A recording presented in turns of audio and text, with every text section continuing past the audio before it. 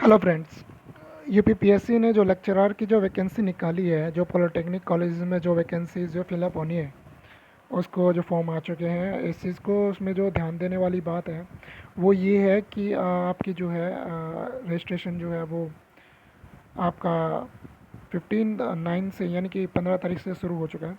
और last date जो है इसकी वो 12/10 के आसपास में है, मतलब फ़ीस जमा कराने की। और 15 तारीख जो है वो इसकी आपकी जो है एग्ज़ाम फॉर्म को जमा करने की जो लास्ट डेट है। 125 रुपये शायद इसकी फ़ॉर्म है, 225 के आसपास में। मैं आपको दिखा देता हूँ। इसकी फ़ीस जो है वो जो है 225 रुपये है।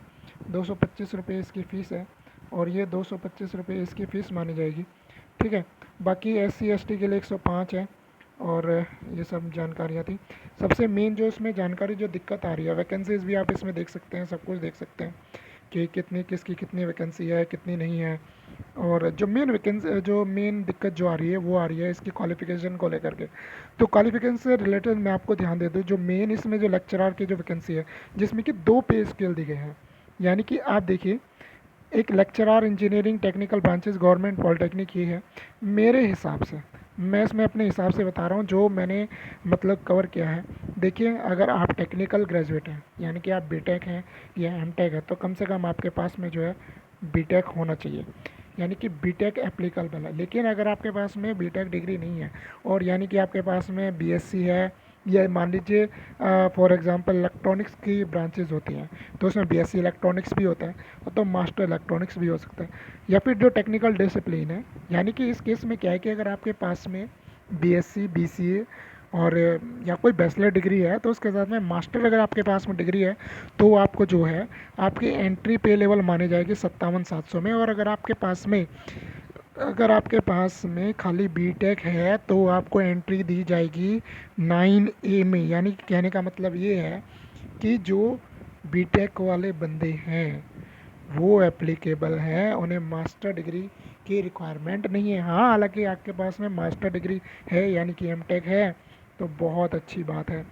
लेकिन अगर किसी के पास में नहीं है और बीएससी है, या बीएससी जिसके पास में मैकेनिकल से है या मैकेनिकल इंजीनियरिंग से बैचलर डिग्री 3 साल की है, तो उसके साथ में मास्टर डिग्री का होना ज़रूरी है डिप्लोमा कोर्सेज़ में, ये दिखाया गया है।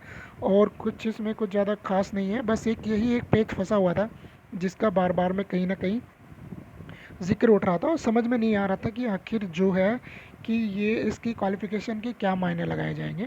बहुत सारी वैकेंसी है, बहुत अच्छा है। पहले तो ऐसे होता था कि जो ये वैकेंसीज आती थी वो सब क्या होती थी, मेरिट बेस पे बुलाया जाता था। और मेरिट बेस पे बुलाए जाने के बाद में अब जो है रिटर्न एग्ज़ाम होगा। अब जो है पहले आपका रिटर्न माना जाएगा, जो रिटर्न एग्ज़ाम है, रिटर्न एग्ज़ाम बेस पर ही आपका कॉलेज। तो ये एक तरह से मान लीजिए कि इक्वल चांसेस दिए गए हैं। मान लीजिए किसी का सिलेक्शन जो है मेरिट लिस्ट में नहीं होता है, कई बार हो सकता है नंबर कम हो जाते हैं, तो मार्क्स बेस पे नहीं सिलेक्शन हो रहा है। अब आपका जो है एग्ज़ाम होगा, और एग्ज़ाम में आपका जो सिलेबस है वो भी देख लीजिए फटाफट। मैं आपको इसमें मेंशन कर देता हूँ। पहला पेपर जो है वो आपका सामान्य हिंदी के 25 क्वेश्चन रहेंगे। और ये फिर आपका जो है सामान्य अध्ययन के 100 प्रश्न पत्र रहेंगे, जो मतलब 375 अंक का यह एक पेपर होएगा। द्वितीय प्रश्न अच्छा जो है आपका सामान्य, ये तो प्रधानाचार्य के लिए हो गया वैसे तो मेन जो बनाया गया है। उसके बाद में व्याख्या के लिए प्रथम पत्र जो है सामान्य हिंदी का माना जाएगा। जो लेक्चरर की वैकेंसी की हम बात करें तो लेक्चरर के लिए बता दूं, एक 25 नंबर की आपकी हिंदी आएगी जो कि 75 अंक की होगी। और बाकी जो है आपका टेक्निकल से रहेगा जिसके 100 क्वेश्चन होंगे, 375 नंबर के होंगे। 2.5 घंटे का आपका ये पेपर माना जाएगा। ठीक है, और बस इतना ही इस बारे में है। बाकी आप अपनी तैयारी पर ध्यान दीजिए।